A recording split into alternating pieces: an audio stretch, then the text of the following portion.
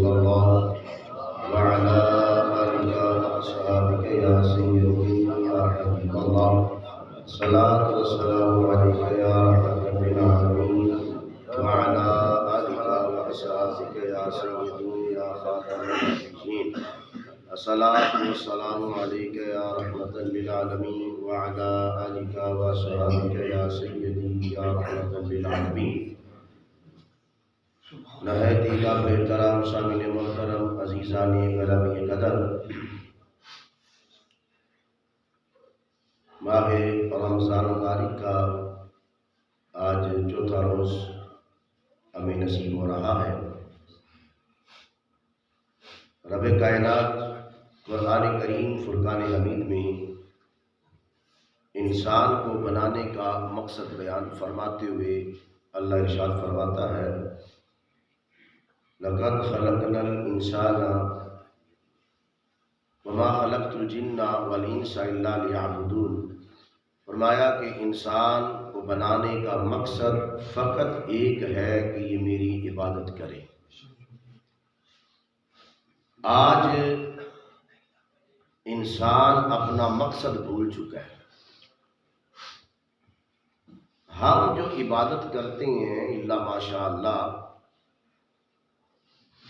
اکثر ہم عبادت کے مقصد سے دور ہیں، ہمیں عبادت کا فائدہ نہیں ہو رہا.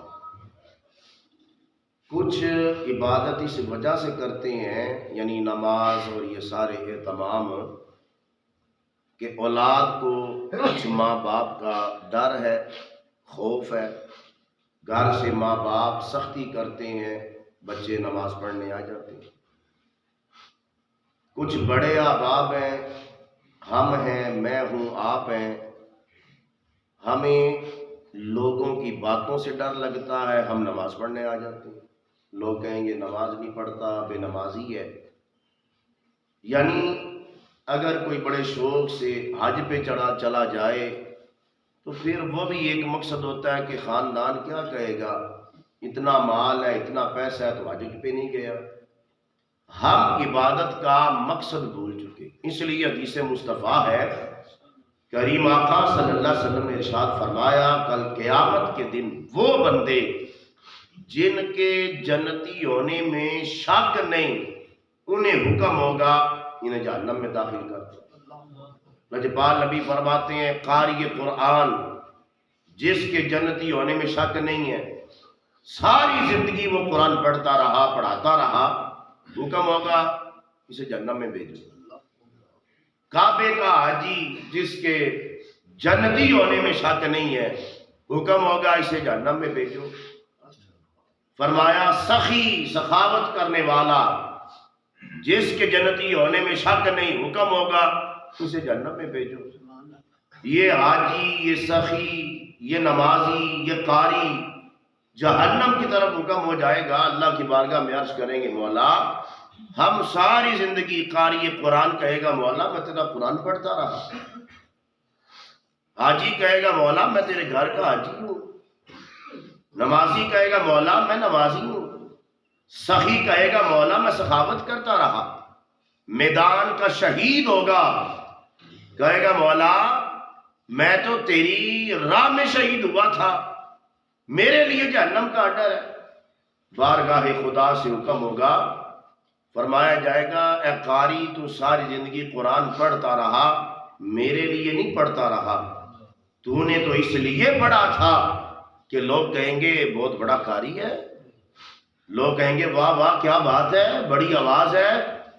تجھے تو واہ واہ چاہیے تھی، تجھے تو مال چاہیے تھا، تو اس لیے پڑھتا رہا کہ لوگ مجھے نوازیں گے. فرمایا جو تو نے چاہا ہم نے عطا کر دیا، تو نے عزت چاہی ہم نے عزت کروا دی، تو نے مال چاہا ہم نے مال عطا کر دیا. میری رضا تو نہیں چاہی نا کہ رب راضی ہو جائے.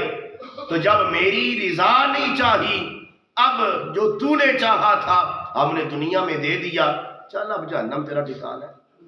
کعبے کا حاجی ہوگا مولا میں تیرے گھر کا حاجی ہوں. فرمایا جائے گا تو نے تو حج کیا تھا کہ لوگ عزت کریں گے، معاشرے میں عزت ہوگی، معزز سمجھیں گے، حاجی صاحب ہیں. اور مجھے اچھے الفاظ سے پکارا جائے گا، میری بات کا وزن ہوگا. جہاں 4 بندوں میں بات ہو کہیں گے حاجی صاحب سے فیصلہ کرواؤ، تو نے تو اس وجہ سے حج کیا تھا، میری رضا کے لیے تو میرے گھر میں نہیں آیا تھا، چل تیرا ٹھکانہ جہنم ہے. فرمایا کچھ ایسے نمازی، ایسے شہید میدان کا مولا تیری راہ میں میں نے جان دی ہے. حکم ہوگا نے تو اس لیے آیا تھا کہ اگر بچ گیا تو پھر بھی عزت ہے، لوگ کہیں گے غازی تھا، اور اگر میدان میں مارا گیا میری قبر پہ لکھا جائے گا یہ شہید ہے، اس کی قبر ہے. نے تو دنیا چاہی تھی. مقصد کیا ہے کہ ہر وہ عبادت جس کے اندر مقصد نہ ہو بیکار ہو جاتی ہے. آج ہماری عبادت کا مقصد ہونا چاہیے. نماز پڑھنے آتے ہیں، روزہ رکھتے ہیں، تلاوت قرآن کرتے ہیں، دیگر عبادات کرتے ہیں، صدقہ و خیرات کرتے ہیں، رب کی راہ میں دیتے ہیں، اس کا ایک مقصد ہونا چاہیے. اور مقصد یہ ہو کہ وہ رب راضی ہو جائے. جب انسان کے اندر عبادت میں یہ مقصد پیدا ہو جائے، وہ سمجھ جائے رب کی بارگاہ میں اس کی عبادت قبول ہو گئی. اور اگر ہم اس وجہ سے آئیں کہ نہیں جی لوگ کیا کہیں گے، زمانہ کیا کہے گا، روزوں کے دن ہے اور یہ فلاں نماز پڑھنے نہیں آیا، فجر کی لگتے اس نے روزہ بھی نہیں رکھا، اگر اس ڈر سے آتے ہو تو پھر یاد رکھنا عبادت کا فائدہ کوئی نہیں.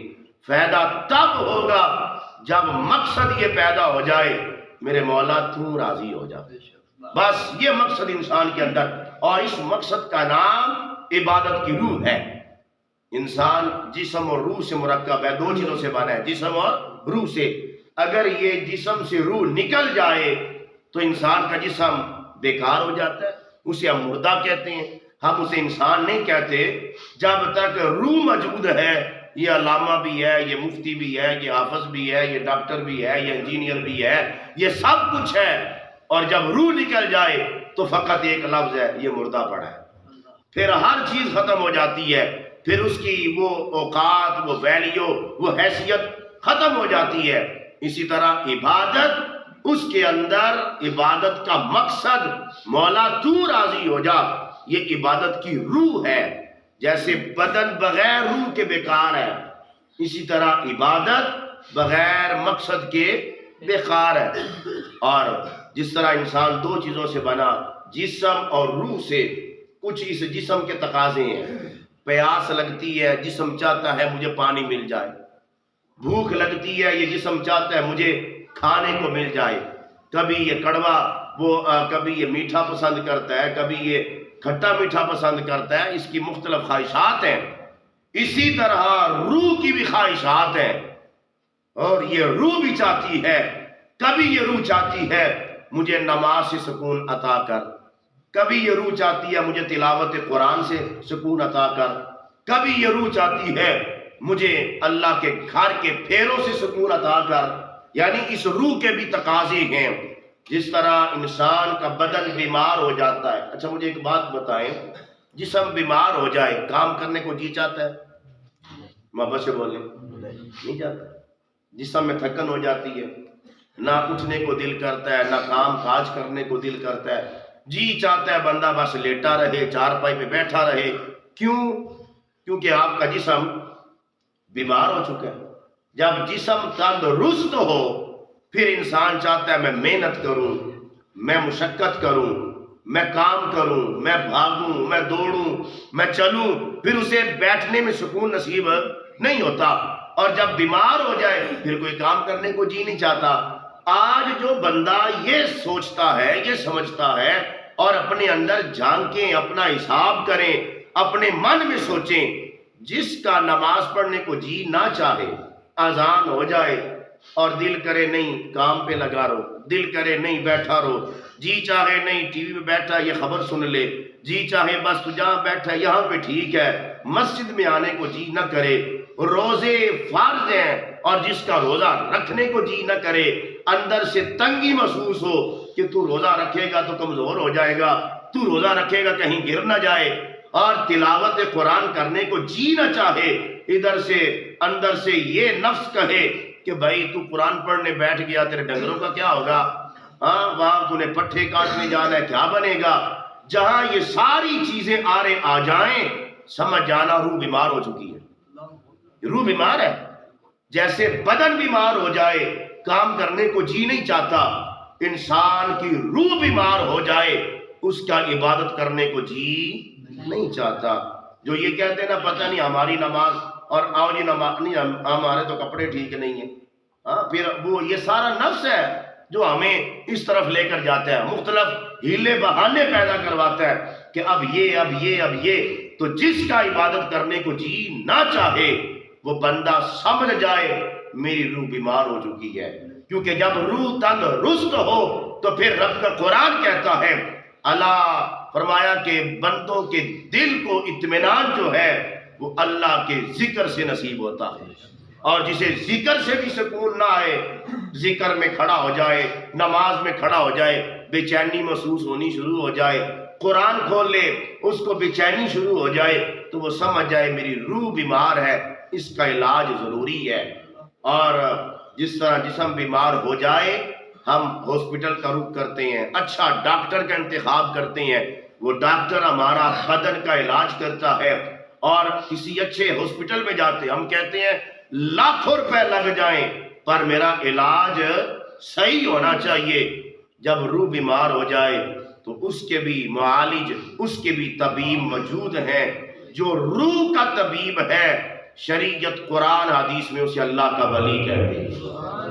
جو روح کا مریض، روح کے مریضوں کو شفا عطا کرتا ہے، اس ڈاکٹر کا نام ولی ہے، اس ڈاکٹر کا نام مرشد ہے. اور جس ہاسپٹل سے روح کا علاج ہوتا ہے اس ہاسپٹل کا نام دربار ہے، میزار ہے، آستانہ ہے. جب ہم اپنے پیر و مرشد کے آستانے پہ جائیں تو وہ پھر ایسے ہاسپٹل ہیں، وہ ایسے طبیب ہیں جو نگاہ کرتے ہیں روحوں کو شفا عطا کر دیتے ہیں.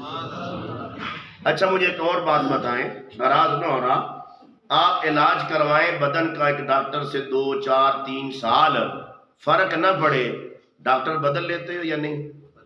محبت سے بولیں، بدل لیتے ہیں. آپ کو خاندان اکٹھا کر کہے نہیں تیرے باپ کا بھی ڈاکٹر یہ تھا، تیرے دادے کا بھی ڈاکٹر یہ تھا، اسی سے علاج کروا.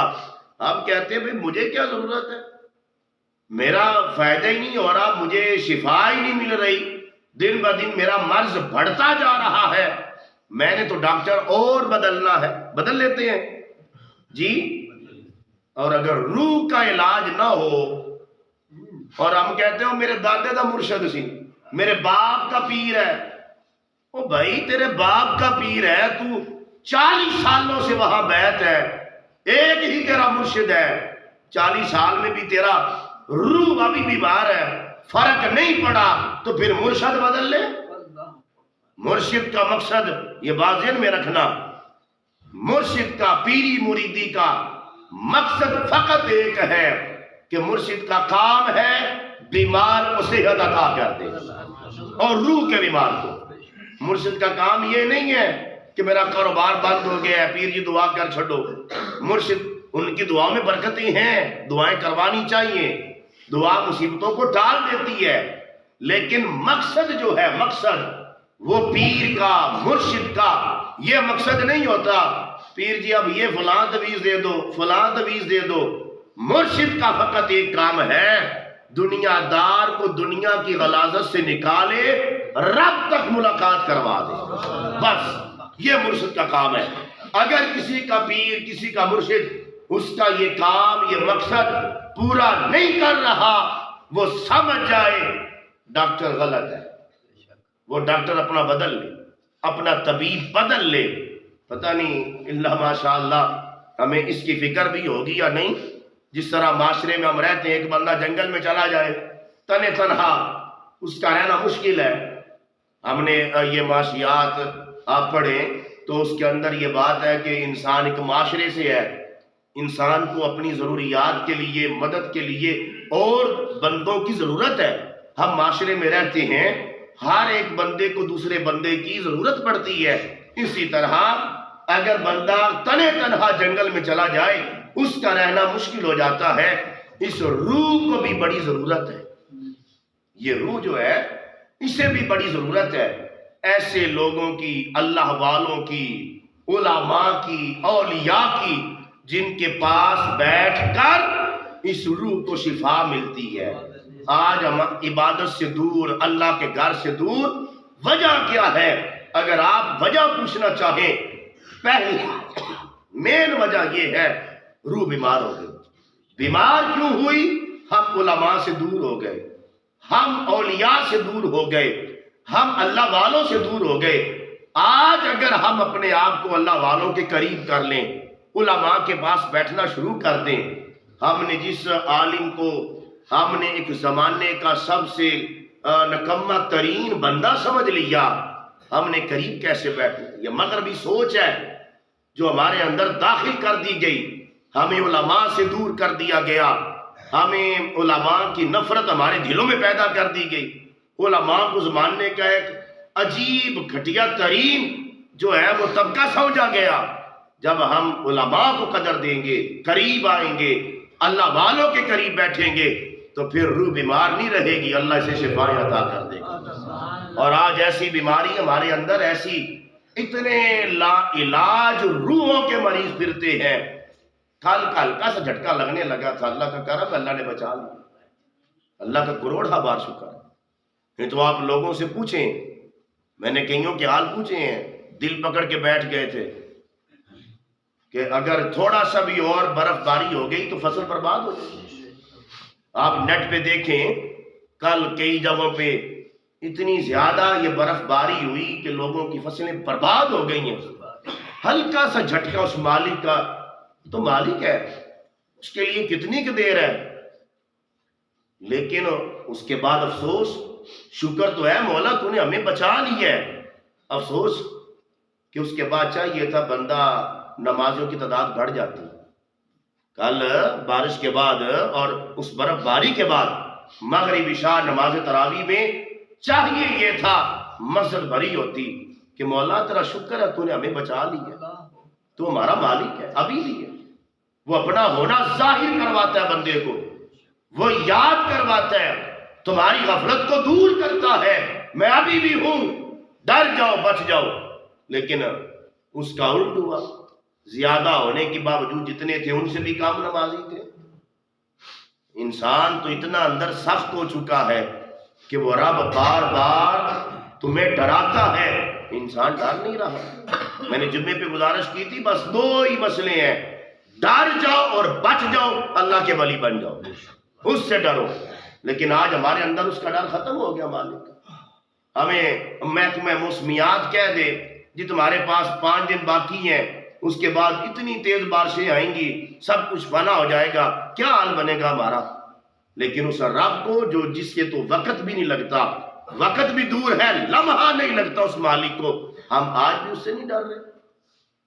تو لہٰذا اس آج وقت ہے، یہ موسم بہار، یہ موسم رمضان، یہ رحمت کی گھڑیاں ہمیں بڑا درس دے رہی ہیں، اور اس کے اندر یہ دعوت فکر ہمیں نصیب ہو رہا ہے، اے بندے ابھی بھی کچھ نہیں بگڑا، وہ مالک تو ایسا ہے 100 کا قاتل بھی آ رہا ہو، ابھی توبہ نہ بھی کرے، ارادہ کر لے، وہ معاف کر دیتا ہے۔ تو اتنا برا تو نہیں ہوا، ابھی تو اتنا برا نہیں ہوا، ابھی تو چند غفلتیں ہیں نا، اور کیا ہے؟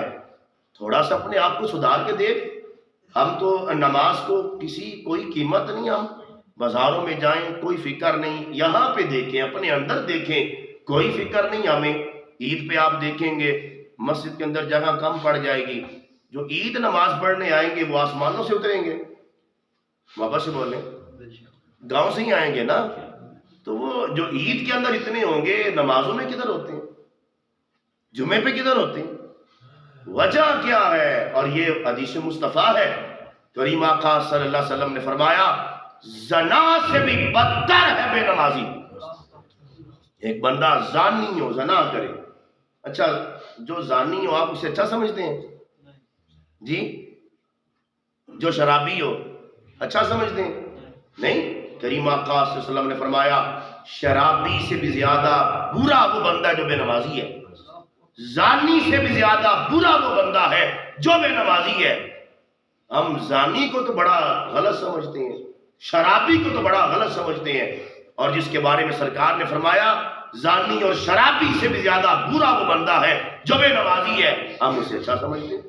ہم خود بے نمازی ہو کے اپنے آپ کو بڑا معزز سمجھتے ہیں، ہم سمجھتے ہیں کہ ہم بڑے نیک، بڑے متقی اور بڑے اچھے مسلمان ہیں۔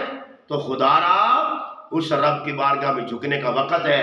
یہ موسم بہار، یہ ماہ رمضان، یہ ایک ورکشاپ ہے جو ہمیں 1 مہینہ پورا ٹریننگ کے لیے رب عطا کرتا ہے کہ اپنی غفلتیں ختم کر لو اور ٹرین ہو جاؤ تاکہ اگلے 11 مہینے اچھے گزر جائیں۔ تو جو رمضان کا 1 مہینہ بھی ٹریننگ میں نہ آئے پھر 11 مہینے کیسے امید کر سکتے ہیں کہ وہ بندہ اللہ کا بندہ بن جائے، وہ نمازی بن جائے، اس کے اندر ڈر پیدا ہو جائے۔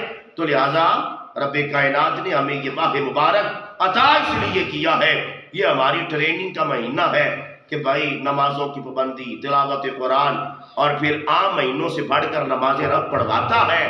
تمہیں سمجھ آ جائے بھئی 20 تراویحاں پڑھ کے بھی بندہ مردہ نہیں جے، ہاں جو 20 پڑھتے ہیں ان سے پوچھ لیں، کچھ نہیں ہوتا، بلکہ جسم کے اندر زیادہ توانائی آ جاتی ہے۔ تو لہٰذا دعا ہے رب کائنات مجھ سمیت ہم سب کو عمل کی توفیق عطا فرمائے۔